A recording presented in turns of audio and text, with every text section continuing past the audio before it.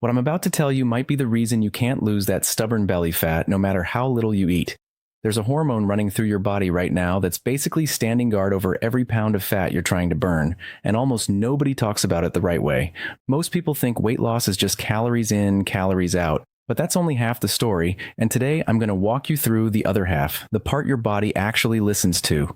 This isn't about a diet. I want to be really clear about that. This is about timing, about when you eat and when you give your body a break from eating, and that break is where the real magic happens. Let's start with why this matters so much. Inside your body, there are two hormones that basically run the show when it comes to fat loss. And once you understand how they work against each other, everything starts to make sense. The first one is growth hormone. Growth hormone is one of the most powerful fat-burning hormones your body makes. It protects your muscle, it helps keep you looking and feeling younger, and it's a major player in breaking down stored fat for energy. The second one is insulin, and insulin is the exact opposite. Insulin's main job is to store energy, which means storing fat. And here's the part that surprises most people. When insulin is high, growth hormone gets shut down. It doesn't matter how disciplined you are with your workouts. If insulin is elevated, your body simply will not release fat the way it's supposed to. Think about anyone you've seen with extra weight sitting around the belly. That's usually a strong sign that insulin has been running high for a long time.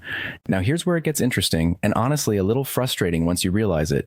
Every single time you eat, whether it's a full meal or just a small snack, your body releases insulin. It doesn't matter if the snack is a handful of almonds or a candy bar. Some insulin response happens either way. So if you're one of those people eating 6 times a day, breakfast, a snack, lunch, another snack, dinner, and maybe a little something before bed, your insulin is basically staying elevated around the clock. Your body never gets a real chance to shift into fat-burning mode because it's constantly being told to store instead of release. This is actually one of the biggest hidden reasons people struggle to lose weight even when they're eating fairly healthy food. It's not always what you're eating. Sometimes it's how often. Over time, this constant insulin spiking can lead to something called insulin resistance, and I want to explain this in a way that actually makes sense. Imagine you're trying to talk to someone, but they've got earplugs in. At first you just talk normally, but they don't respond, so you start talking louder. Still nothing, so you shout. That's essentially what happens inside your body. Your pancreas sends out insulin to move sugar into your cells, but if the cells have been overexposed to insulin for years, they start tuning it out. So your pancreas responds by pumping out even more insulin, sometimes 5 to 7 times the normal amount, just to get the same result.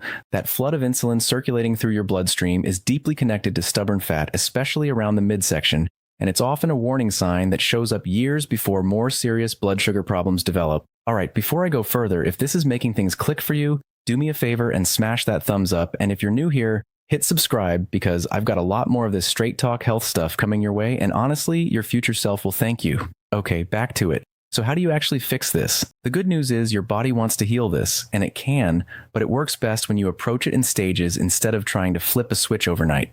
Think of it like a staircase. You don't need to jump to the top step. You just need to move up one step at a time until your body adapts. Step 1, if you're currently eating 5 or 6 times a day, your first goal is simply to get down to 3 meals with no snacking in between.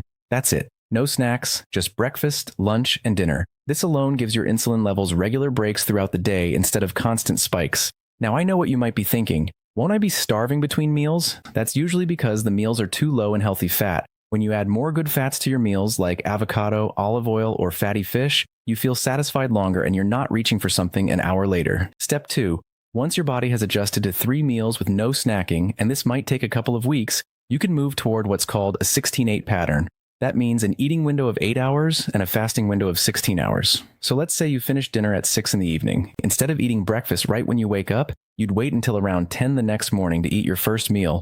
That gives your body 16 straight hours without food, which is where some of the most powerful fat burning actually happens, especially overnight while you sleep and into the following morning. A lot of people get this part wrong. They think snacking less during the day is the main event, but honestly, the overnight stretch and the morning hours before your first meal are where your body does its best work clearing out stored fat, simply because insulin has finally had time to settle down. Step 3, and this is for people who've already gotten comfortable with the 16-8 pattern and want to take things further, you can work toward a much shorter eating window, roughly 20 hours of fasting with just a 4-hour eating window and 2 meals inside it. So maybe your first meal is around 1 in the afternoon and your second meal is around 5. That's it for the day.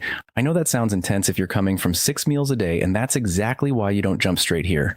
Your body needs time to build what's basically metabolic flexibility, meaning it gets comfortable pulling energy from stored fat instead of constantly needing food to feel steady. If you add short bursts of higher intensity movement into this stage, even just 15 or 20 minutes a few times a week, you end up creating a really strong environment for fat loss, because now you've got low insulin, high growth hormone, and extra demand for energy all working together at the same time.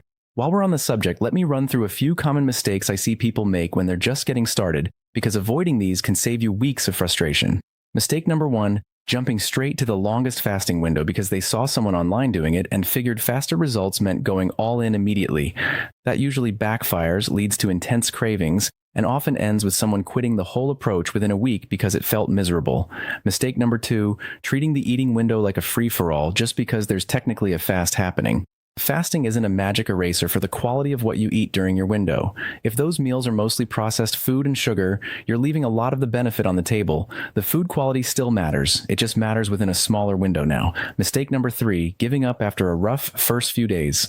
The first 3 to 5 days of any new fasting pattern tend to be the hardest, simply because your body is used to a certain rhythm and it takes a little time to recalibrate hunger hormones. Push through that first week before deciding whether it's working, because most people report it gets noticeably easier after that initial adjustment. Mistake number 4, ignoring sleep. This one gets overlooked constantly, but poor sleep drives up stress hormones, and elevated stress hormones can work against everything we just talked about with insulin and growth hormone. If you're not sleeping well, fasting alone won't fix that piece of the puzzle. Mistake number 5, comparing your timeline to someone else's. I mentioned this already, but it's worth repeating because it's the number one reason people give up too early. Your metabolic history is unique to you, so your adjustment period will be too. One thing I really want to stress, because I see people mess this up constantly, is that if you've spent years on extremely low-calorie diets, crash diets, or anything that really beat up your metabolism, you need to be patient with this transition. Your body has essentially learned to hold on to energy because it's been through periods of real scarcity, and pushing too hard too fast can leave you feeling foggy, irritable, or just plain exhausted. For some people, moving from 3 meals a day to the 16-8 window might only take a few weeks. For others, especially if there's a history of yo-yo dieting, it might take 2 or 3 months before that transition feels comfortable, and that's completely normal. This isn't a race. Before I share a couple of real examples with you, let's clear up a few myths I hear constantly, because these trip people up more than anything else. Myth 1, fasting puts your body into starvation mode after just a few hours, so it's pointless. That's simply not accurate. Your body has enough stored energy, mostly in the form of fat, to comfortably fuel you for extended periods without food. Starvation mode is a real thing, but it happens after prolonged, severe calorie restriction over weeks, not after skipping breakfast. Myth 2, you'll lose muscle if you don't eat constantly. In reality, growth hormone, the one we talked about earlier, actually rises during fasting periods specifically to help protect your muscle while your body taps into fat stores instead. That's part of why this hormone matters so much. Myth 3, black coffee or plain tea will break your fast. They generally won't, since they contain essentially no calories. And many people find that a little caffeine during the fasting window actually helps curb hunger and keeps energy steady. Just watch the added cream, sugar, or flavored syrups, because those absolutely do count. One more thing worth mentioning, staying hydrated matters more than people expect during longer fasting windows. Water is essential, and for some people, especially once you get into the longer fasting patterns, a little extra sodium, whether from a pinch of salt and water or a cup of broth, can help you avoid that lightheaded, sluggish feeling some people report early on. This usually isn't the fast itself causing problems, it's often just electrolytes needing a small adjustment. And when it's finally time to break your fast, resist the urge to go all in on something heavy and processed. Starting with something simple, protein and vegetables, or a piece of fruit, tends to sit better than jumping straight into a huge, greasy meal after hours without food. It's a small detail, but it makes the transition a lot smoother, especially in those first few weeks while your body is still adjusting to this new rhythm. I also want to mention, this pattern of eating isn't only about the scale. Plenty of people notice clearer thinking during their fasting hours, more stable energy without that crash after lunch, and fewer cravings once their body stops expecting food every couple of hours. That's the insulin and blood sugar swings settling down, and honestly, that part surprises people just as much as the weight loss does. Let me give you another quick example before we get to Linda's story. There was a man, I'll call him Tom, in his early 60s who'd been told by his doctor that his blood sugar numbers were creeping into a concerning range. He wasn't interested in medication if he could help it, so we started him on the same staged approach. 3 meals, no grazing, more healthy fats, so he wasn't miserable between meals. Within about 6 weeks, he'd naturally slid into a 14-10 pattern most days, 14 hours fasting, a 10-hour eating window without feeling like he was forcing it. At his next checkup, those numbers had moved in the right direction, and his own doctor was the one who brought it up, not the other way around. That's the kind of result that happens when you stop fighting your biology and start working with it instead. Let me give you a real example of how this plays out based on a woman I'll call Linda, in her mid-50s, who came to me frustrated after years of trying nearly every diet out there. She'd cut calories down so low for so long that her body had basically adapted to survive on very little, but she'd stopped losing weight entirely, and worse, she felt tired all the time. We didn't start her on some extreme fasting protocol. We started with the basics: 3 meals, no snacking, more healthy fat at each meal, so she wasn't white-knuckling it between lunch and dinner. After about 3 weeks, she moved into the 16-8 window naturally, almost without forcing it because her hunger patterns had shifted. Around the 2-month mark, her energy in the mornings noticeably improved, and by month 4, she'd worked her way toward that shorter eating window a few days a week, not every single day, just when it felt right for her schedule. The scale moved slowly at first, which frustrated her, but her clothes told a different story before the scale ever did, especially around her midsection. What changed everything for her wasn't punishing herself with less food. It was giving her body consistent breaks from insulin so it could finally do what it was designed to do.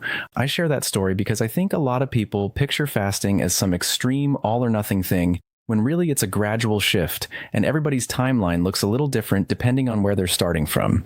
If you take one thing away from this video, let it be this: it's not just about what you eat. It's about giving your body regular, meaningful breaks from eating so insulin can come down and growth hormone can do its job. Start where you are. If that's cutting out snacks first, great, start there. If you're already doing 3 meals and ready to try that 16-8 window, go for it, but ease into it. Your body isn't broken. It just needs the right pattern and a little patience to remind it how to burn fat efficiently again. Drop a comment and let me know which stage you're starting at, because I read every single one, and if this helped you understand your body a little better, share it with someone who needs to hear it too. This is Dr. Benjamin, and I'll see you in the next one.